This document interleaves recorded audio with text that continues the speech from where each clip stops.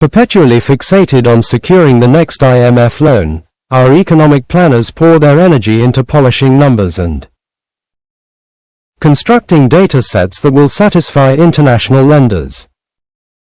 Yet in the midst of this constant scramble, there is one major macroeconomic indicator they barely pay attention to: unemployment. The release of the latest labor force survey, LFS, generated a momentary buzz, but as expected, the news cycle quickly moved on. What makes this even more concerning is that the LFS, in my view, grossly underreports the actual size of unemployment, making the silence that followed its publication even more baffling. Let's begin with the official data. The unemployment rate has been listed at 7.1%, which translates to roughly 6 million jobless people. Compared to the previous LFS in 2021, unemployment has risen by nearly 30%, adding around 1.5 million more jobless individuals in just 4 years. Young people are suffering the worst, especially those between 15 and 24, whose unemployment rate is approaching 13%. Women also face far fewer job opportunities than men, and this gap becomes much wider among educated groups in both genders. These statistics, and there are many more, collectively paint the picture of a deep and unprecedented structural breakdown. Pakistan's population is overwhelmingly young, with a median age of just 23. Millions enter the workforce each year, almost 180 million out of 250 million citizens are of working age, yet formal employment is steadily shrinking instead of expanding.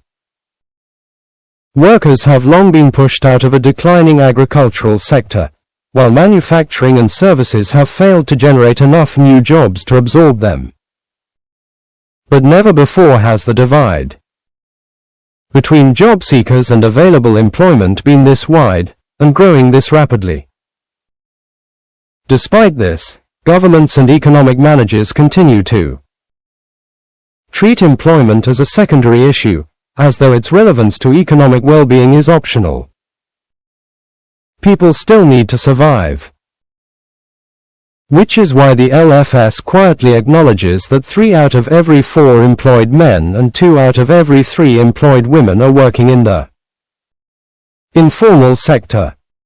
This means that the overwhelming majority of the workforce, not only laborers but even many white-collar workers, can only secure unstable, temporary, and often exploitative jobs. Understanding how enormous the informal economy is helps explain why official unemployment figures are massively understated. Many informal workers are stuck in chronic underemployment. They might be earning something, but their work is insecure, short-term, or purely self-driven with no safety net, and almost never enough to survive decently. Millions keep hopping from task to task, constantly struggling to meet basic needs. The extreme imbalance between job supply and demand keeps pushing salaries and working conditions downward. This is a textbook example of what Marx described as the reserve army of labor. For the first time, the LFS has also included gig workers. The results are alarming. 15% of women and 10% of men rely on gig work as a secondary income, demonstrating how widespread insecurity and underemployment have become. Pakistan's governments have, administration after administration, consistently downplayed the severe structural crisis that working people are facing, all while selling narratives of economic recovery.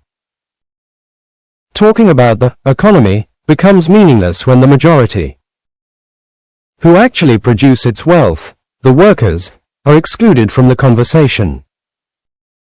The truth is that neither donors nor local economic policymakers consider employment a priority indicator of economic health.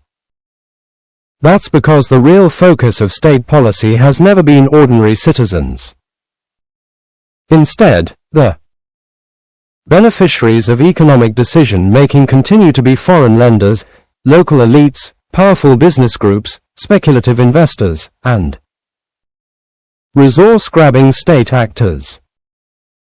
This explains the persistent lack of interest in genuine land reform, industrialization, or long-term job creation, and the obsession with geopolitical rents, resource extraction, crypto-style speculative ventures, and the real estate economy. Then comes the argument of national security. Take border trade as an example, a crucial source of informal income for millions. Whenever borders with Iran or Afghanistan are sealed for security reasons, the major players controlling the trade still earn their profits, but the daily wage workers lose everything overnight. During the British Raj, the colonial state often worried about the rise of dangerous classes who might challenge imperial control. Ironically, today's rulers appear to be repeating history by pushing the majority of working people into desperate, marginalized groups. It is only a matter of time before widespread public frustration erupts from below. Sooner or later, it will happen.